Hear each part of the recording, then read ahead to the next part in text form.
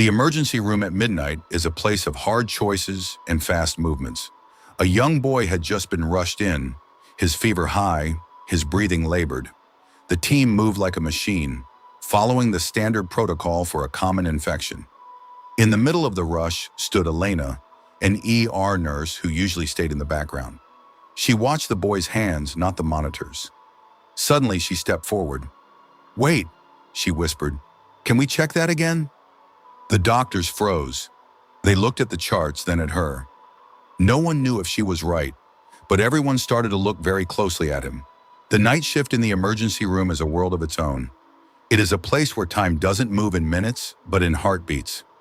The air always smells slightly of ozone and industrial cleaner, a sharp, sterile scent that keeps you awake when your body's begging for sleep. For Elena, this was where she felt most alive, yet most invisible. Every shadow in the hallway seemed to hold a story, and every flickering fluorescent light hummed a low, anxious tune that mirrored the restlessness of the waiting patients. Elena was an ER nurse, but in the fast-paced hierarchy of the hospital, she was often seen as the one who followed orders, not the one who gave them. She was relatively new to this specific team, a group of high-performing specialists who prided themselves on their efficiency. They were good at their jobs, they were fast. They followed the protocols to the letter, and in a busy ER, speed is usually the difference between life and death. The senior doctors walked with a certain weight, their footsteps heavy with the burden of 100 daily decisions, rarely glancing at the nurses who smoothed the way before them. But Elena had a different rhythm. While the doctors looked at the lab results on their tablets, Elena looked at the patients.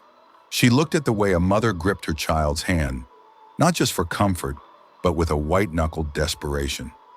She looked at the way a patient's eyes tracked the light across the ceiling, searching for an anchor in a sea of pain. She noticed the small things, the things that didn't have a digital sensor to track them. She noticed the subtle tremor in a lip, the way a breath caught just before a cough, and the unnatural stillness of a limb that should be restless. "Elena, I need those vitals updated in Bay 4, a senior resident called out, not looking up from his notes. His voice was sharp, a product of 16 hours on his feet and 4 cups of bitter black coffee. "Already done, doctor," she replied softly. "Good. Move to Bay 6. We have a pediatric incoming," he said, already walking away.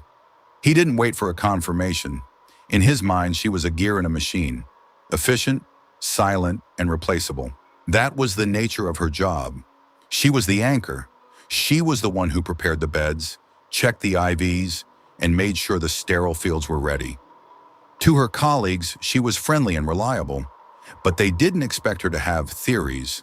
They expected her to be the hands that carried out the plan, not the mind that questioned it. She often felt like a ghost drifting through a storm, seen only when something was missing or when a task needed a pair of hands. Elena didn't mind the invisibility most of the time. She wasn't looking for status or praise. She had a habit, one she had developed long ago, rooted in a past she rarely spoke about. She would always take a 3-second pause before a patient was moved. In those 3 seconds, she would shut out the beeping monitors and the shouting voices. She would ask herself, does the body match the paper? Does what she sees with her own eyes match what the machines are saying? It was a private ritual, a moment of deep connection with the person lying on the gurney before they became just another chart number. On this night, the ER was a river of activity, overflowing its banks. A local flu outbreak had filled the waiting room to capacity, and every bay was occupied. The air was thick with the sound of coughing and the low murmur of worried parents. The team was under immense pressure to process patients quickly, to diagnose, treat, and move them to recovery or discharge. The hospital administration was pushing for turnover metrics, and the exhaustion in the staff was palpable. There was no time for doubt. There was only the protocol. A 7-year-old boy named Toby was wheeled in. His parents were frantic, explaining that his fever had spiked in less than an hour. He was flushed, shivering, and his eyes were squeezed shut against the harsh overhead lights. To any experienced doctor, Toby looked like a classic case of the seasonal flu. High fever, red face, rapid pulse. The team began the standard treatment for viral dehydration, their movements practiced and automatic. Elena stood by the bed, ready to start the IV. She watched the boy. He was crying, but it wasn't the loud, protesting cry of a sick child. It was a rhythmic, almost mechanical sound, a low moan that seemed to come from deep within his chest. She noticed his fingers as she prepared the tape. They weren't just pale, they were waxy, with a strange, translucent quality that didn't match a simple viral fever. She felt a flicker of memory, a cold shadow from a case from years ago, a detail she had seen once before, tucked away in the back of her mind like a warning. She hesitated, her needle hovering just above his skin. She saw the doctor, Dr. Marcus, preparing the discharge instructions even before the first bag of fluids was half gone. He was already thinking about the next 3 patients in the hallway, his mind moving toward the exit before Toby had even been stabilized. Elena looked back at Toby. She didn't see a flu patient. She saw a boy whose body was trying to tell a different story. A story written in the stiffness of his movements and the odd texture of his skin. She knew that if she spoke up, she was slowing down a team that was already drowning. She knew that nurses who questioned obvious diagnoses often weren't invited back to the elite shifts. They were seen as inefficient or alarmist. But she also knew that Toby's eyes were too glassy, and the waxiness in his fingers was spreading, reaching toward his knuckles. The monitors said he was stable, but her gut said he was slipping away. She looked at the senior nurse, who gave her a nod that said, "Finish the IV so we can clear the bed." The message was clear: don't be a bottleneck. Don't slow us down. Elena took her 3-second pause. She looked at Toby. She looked at the doctors retreating back. And for the first time in this hospital, she decided that being invisible was no longer an option. The weight of her past was heavier than the fear of the doctor's anger. She wasn't just a nurse anymore. She was the only person in the room who was truly, deeply watching the person behind the symptoms.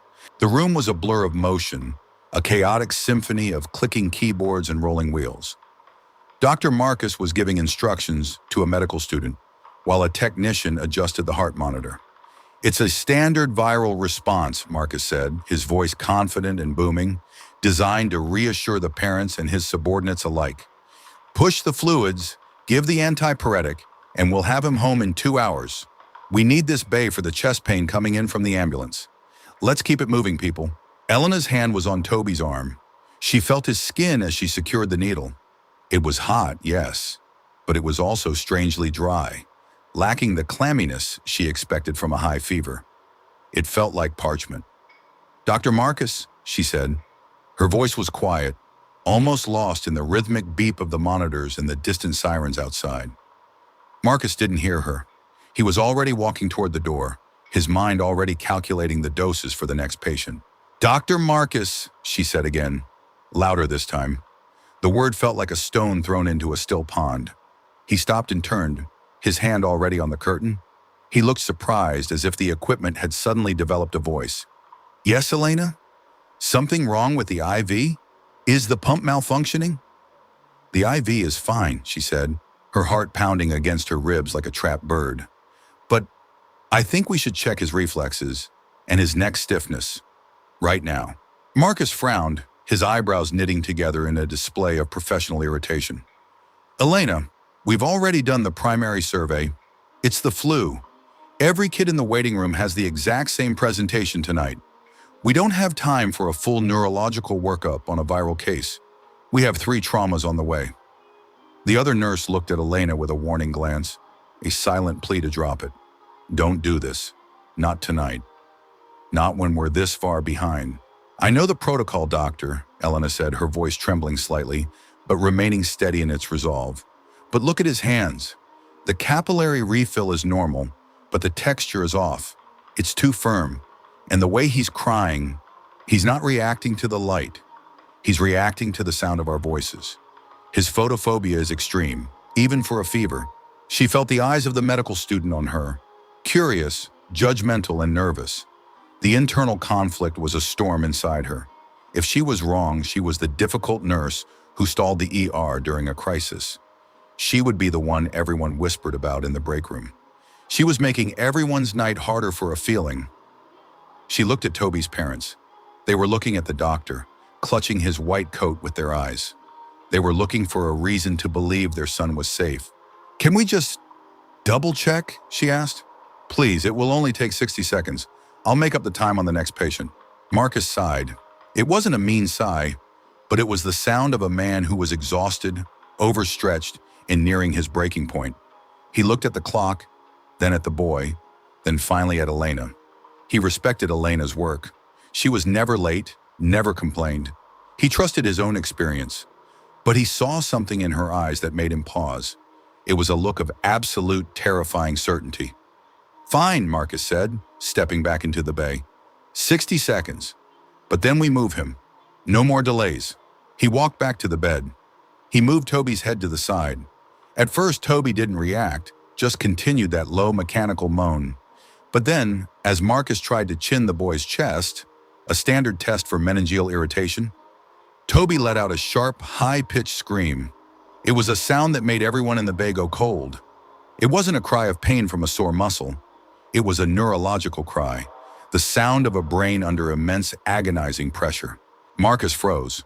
The irritation on his face vanished, replaced by a sharp, clinical focus. He did it again, more gently. The stiffness was undeniable, a classic, nuchal rigidity. He checked Toby's pupils again, using his pen light with agonizing slowness. They were sluggish, just as Elena had noticed. "Oh no," Marcus whispered, his voice barely audible. The frustration was gone. It was replaced by a sharp, clinical terror. He realized he had been seconds away from a catastrophic mistake. "This isn't the flu, not even close." "Meningitis?" the medical student whispered, his face going pale as the reality of the situation hit him. "A typical presentation," Marcus said, his hands already moving to grab a different set of tools, his mind racing to pivot the treatment plan. The fever masked the early stiffness. "Elena, you were right to stop me. If we had sent him home, if he had fallen asleep in the car," he didn't finish the sentence. He didn't have to.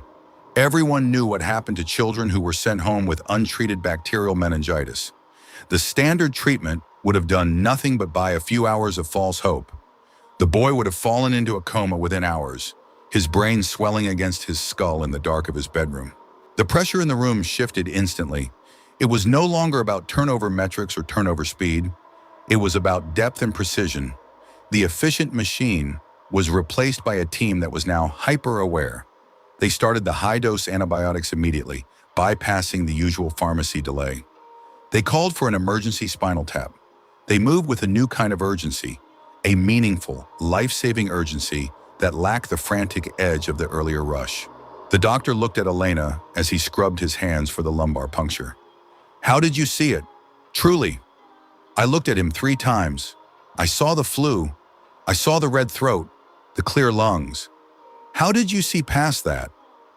"I wasn't looking at the flu," Elena said, her voice finally steady, her hands moving to assist him with practiced grace. "I was looking at Toby. I was looking at the way he wasn't looking at us." No one questioned her anymore. The tension was still there, but it was a shared tension, the kind that binds a team together after they've stared into the abyss. They weren't just a doctor and a nurse anymore. They were a team that had almost walked off a cliff, saved by a single person who dared to break the silence and ask a question. As they worked on Toby, Elena felt a strange sense of calm descend over her. The fear of being difficult had vanished, replaced by a profound sense of purpose. She realized that her value wasn't in her ability to be invisible or fast. Her value was in her ability to be the person who didn't look away when everyone else was checking their watches. The silence of the team was no longer a sign of doubt or judgment. It was a sign of intense, focused respect for the nurse who had seen what everyone else had missed. 2 hours later, Toby was stable. He was moved to the pediatric ICU, where the specialists would take over his care. The antibiotics were already doing their work, and the prognosis was good. He was going to be okay.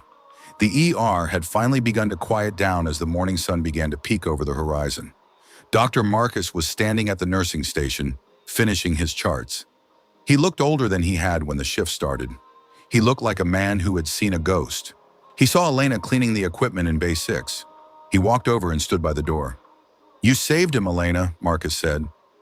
His voice was low and he wasn't looking at his tablet. He was looking at her. "I've been doing this for 12 years. I've never seen a presentation that deceptive." What really made you question it? It wasn't just the hands, was it? Elena stopped what she was doing. She took a deep breath. This was the part she usually didn't talk about. I've seen it before, she said softly. A long time ago, before I came to this hospital, I was a student nurse in a small clinic. And? Marcus asked. There was a girl, Elena said, her eyes fixed on a point far away. She was 5 years old. She had the same small wrong details, the same waxy fingers, the same glassy eyes. The doctor, he was a good man, like you, said it was just a viral fever. He was in a rush. I saw the signs. I felt them in my gut. But I was just a student. I didn't want to be the one who slowed things down. I didn't want to be wrong. She paused, her voice trembling slightly. So I stayed silent. I watched them discharge her. I watched her father carry her out of the clinic. She died the next morning. It was meningitis. Every time I see a child with a fever now, I hear her father's voice saying thank you to the doctor as they walked out the door. He thanked him for clearing her. The room was silent. Dr. Marcus didn't say anything for a long time. He understood now. Elena's intuition wasn't a magic trick. It was a scar. It was a lesson paid for in the most expensive way possible. I learned that night, Elena continued, that being right doesn't matter. But being silent, silence is the only thing you can't fix. I promised myself I would never be silent again, even if everyone in the room thought I was crazy. I'd rather be embarrassed 1,000 land than be silent once more. Marcus nodded slowly. I think we all get too comfortable with our routines, Elena. We think the protocol is the truth, but the protocol is just a map. You reminded us to look at the terrain. A few other staff members had overheard the conversation. A senior nurse, the one who had given Elena the warning look earlier, walked over. She didn't apologize, that wasn't her style, but she handed Elena a fresh cup of coffee and stood next to her. I didn't even see the hands, the nurse admitted. I was already thinking about the lunch break. I'm sorry I tried to rush you. It's okay, Elena said. The system is built for speed. It's hard to fight the system. Then maybe the system needs more people who are willing to fight it, the nurse replied. That was the moment everything changed. There was no award ceremony, no one made a speech. But the soft respect began to settle in. The staff started to realize that Elena wasn't new or quiet because she lacked skill. She was quiet because she was observing. She was the one who was truly doing the work of a healer, not just a technician. As the new shift arrived, the story of Toby began to circulate. But it wasn't a story of a miracle. It was a story about the importance of speaking up. It was a story about how a single nurse's courage had corrected a doctor's certainty. Elena realized that she didn't have to be invisible anymore. She didn't have to be a student in the back of the room. She was a professional, and her voice was a vital part of the hospital's safety. She looked at Toby's empty bed. The sheets were being changed for the next patient. In the ER, life never stops. But for Toby, life had been preserved. And for Elena, the ghost of that little girl from years ago finally felt a little bit quieter. She had finally spoken up. She had finally broken the silence. And in doing so, she had changed the minds of everyone who had ever doubted her. The change in the ER didn't happen with a loud announcement. It happened in the way the staff handled the next dozen patients. A few days later, a paramedic brought in an elderly woman who seemed to be having a mild allergic reaction. The doctor on call was ready to give her a standard antihistamine and send her home. He was in a rush, just like Dr. Marcus had been. But then, he looked over at the nurse assisting him. "What do you think?" he asked. The nurse looked surprised. "Me? Yes," the doctor said, glancing toward Elena, who was working in the next bay. "Does anything feel off to you, beyond what the chart says?" The nurse took a moment. She looked at the woman's breathing.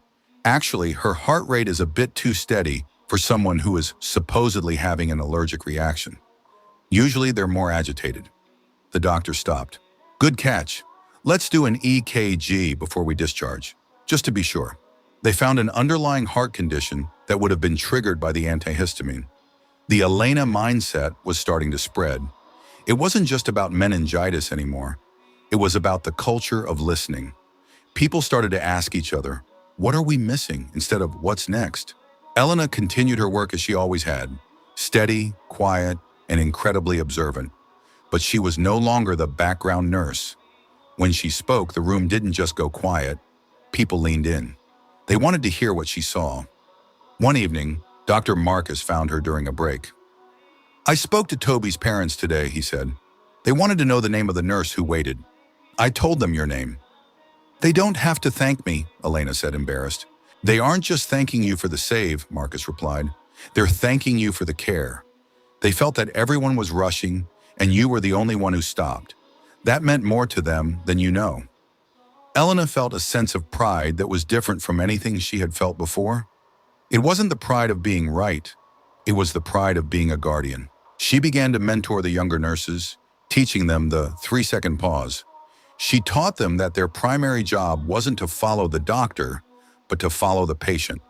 "The doctor sees the disease," she would tell them, "but you see the person. If those two things don't match, you have to be the one to say, wait." The ER became a different kind of place. It was still fast, it was still loud, it was still chaotic, but it was no longer a place where silence was the rule.